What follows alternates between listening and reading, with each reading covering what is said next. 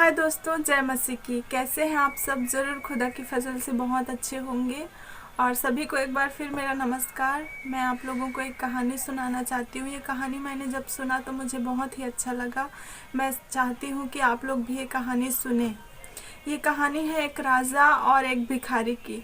एक राजा था जो अपने राज्य में बहुत ही फेमस, बहुत ही मशहूर था, क्योंकि वो राजा बहुत अच्छा था, अपने प्रजा का ख्याल रखता था और बहुत ही बुद्धिमान था।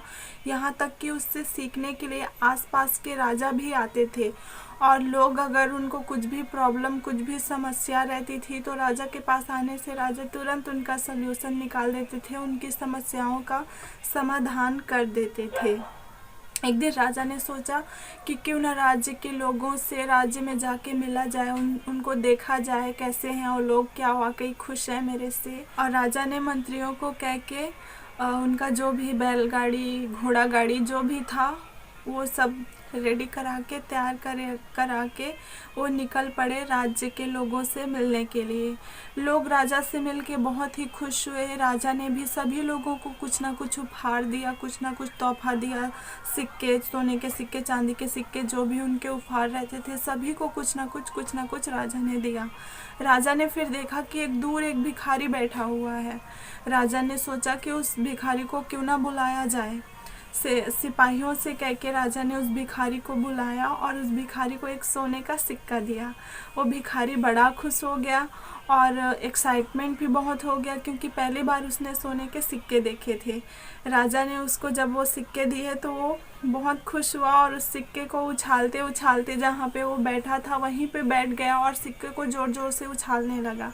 उस सिक्कों को एक बार जैसे ज़ोर से उछाला, वो सिक्का जाके नाली में गिर गया।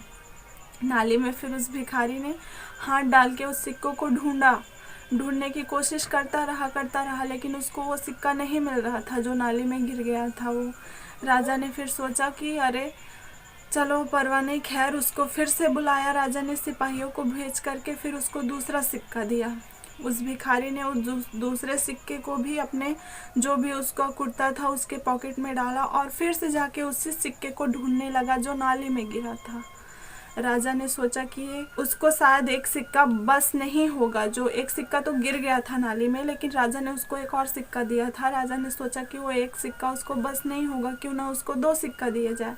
राजा ने फिर अपने सिपाहियों से कह के उसे फिर बुलवाया और उससे फिर इसे एक सिक्का दिया। भिखारी ने फिर अपना वो दूसरा सिक्का भी पॉकेट में डाला। अभी उसके पास 2 सिक्के थे।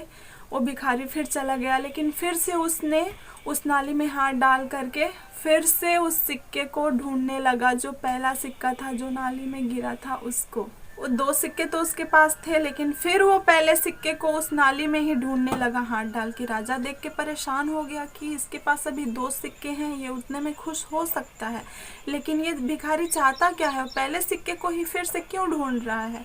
राजा ने ये जानना चाहा और अपने सिपाही से बोल के फिर उस भिखारी को बुलाया और भिखारी से पूछा, क्यों भाई, तुमको अभी तुम्हारे पास 2 सिक्के हैं, लेकिन क्यों तुम उस पहले सिक्के को ही नाली में ढूंढ रहे हो। भिखारी ने कहा कि हाँ, मेरे को जब तक वो पहला सिक्का नहीं मिलेगा मैं खुश नहीं रहूँगा।